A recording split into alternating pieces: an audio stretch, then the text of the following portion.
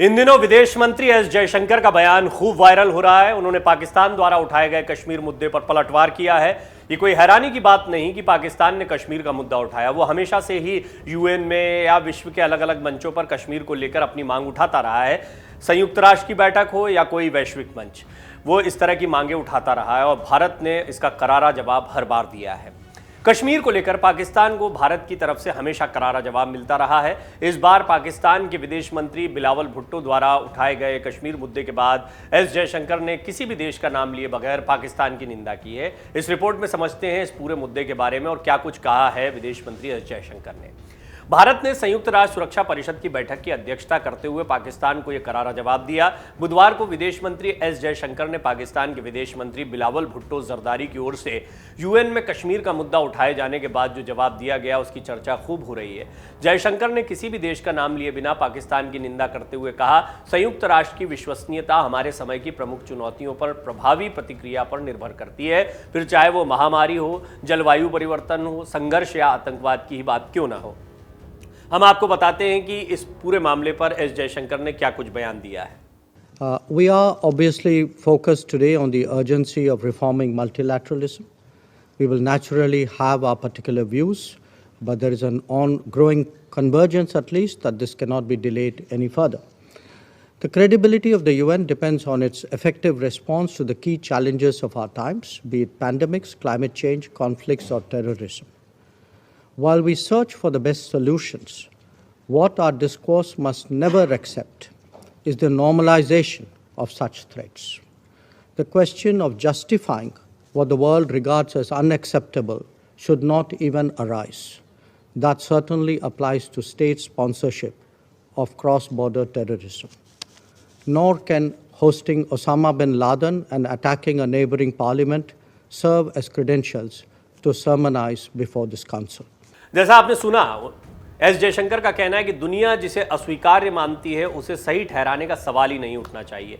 पाकिस्तान की ओर इशारा करते हुए उन्होंने कहा, यह निश्चित रूप से सीमा पार से आतंकवाद प्रायोजित करने वाले देश पर लागू होता है। उन्होंने ये भी कहा कि न ही ओसामा बिन लादेन की मेज़बानी करना और न ही पड़ोसी देश की संसद पर हमला करना इस परिषद के सामने उपदेश देने के लिए प्रमाण के रूप में काम कर सकता है। जयशंकर की प्रतिक्रिया तब आई जब भुट्टो ने यूएनएससी की भारत की दिसंबर की अध्यक्षता के तहत संशोधित बहुपक्षवाद के लिए नई ओरिएंटेशन पर बहस के लिए बुलाई गई बैठक के दौरान कश्मीर का मुद्दा उठाया।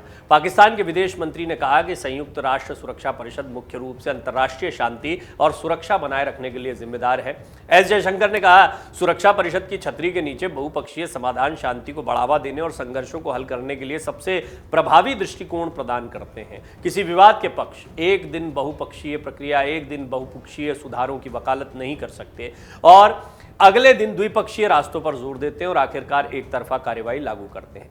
पाकिस्तान के विदेश मंत्री बिलावल भुट्टो ने कश्मीर पर टिप्पणी करते हुए कहा कि यदि आप बहुपक्षवाद की सफलता देखना चाहते हैं तो आप कश्मीर की बात आने पर यूएनएससी के प्रस्ताव को लागू करने की अनुमति दे सकते हैं। साबित करें कि बहुपक्षवाद सफल होता है, साबित करें कि आपकी अध्यक्षता में यूएनएससी सफल हो सकता है और हमारे क्षेत्र में शांति प्रदान कर सकता है। भुट्टो ने कहा था कि पाकिस्तान का दृढ़ विश्वास है कि सुरक्षा परिषद की सक्रिय भागीदारी के माध्यम से उसके क्षेत्र समेत प्रमुख सुरक्षा समस्याओं को प्रभावी ढंग से और शांतिपूर्ण तरीके से हल किया जा सकता है। ये पहली बार नहीं है जब पाकिस्तान ने अपने द्विपक्षीय मुद्दों पर चर्चा के लिए बहुपक्षीय एजेंडे के लिए संयुक्त राष्ट्र के मंच का इस्तेमाल किया हो। भारत समान उपायों में प्रतिक्रिया देता है और संयुक्त राष्ट्र के मंच के अपने दुरुपयोग का आह्वान भी करता है। सुरक्षा परिषद में भारत को शामिल करने की मांग के बीच भुट्टो ने कहा, यूएनएससी में नए स्थायी सदस्यों को जोड़ने से सुरक्षा परिषद में संयुक्त राष्ट्र के अधिकांश सदस्य देशों की उपस्थित होने के अवसर संख्यात्मक रूप से कम हो जाएंगे। हमें सभी की संप्रभु समानता का पालन करना चाहिए, कुछ की श्रेष्ठता का नहीं। जयशंकर ने अपने बयान में भारत की संसद पर हमले का जिक्र भी किया था। 13 दिसंबर 2001 को लश्कर-ए-तैयबा और जैश-ए-मोहम्मद के आतंकवादियों ने संसद पर हमला किया था। इस हमले में दिल्ली पुलिस के 5 जवान, सीआरपीएफ की एक महिला कर्मी और संसद के 2 कर्मी शहीद हो गए थे। हमले में एक कर्मचारी और कैमरामैन की भी मौत हुई थी। डाउनलोड करें अमर उजाला ऐप और पाएं खबरें लगातार। अगर आप ये वीडियो YouTube पर देख रहे हैं तो हमारे चैनल को सब्सक्राइब करें और बेल आइकन को दबाना ना भूलें। अगर आप Facebook पर ये वीडियो देख रहे हैं तो हमारे पेज को लाइक करें।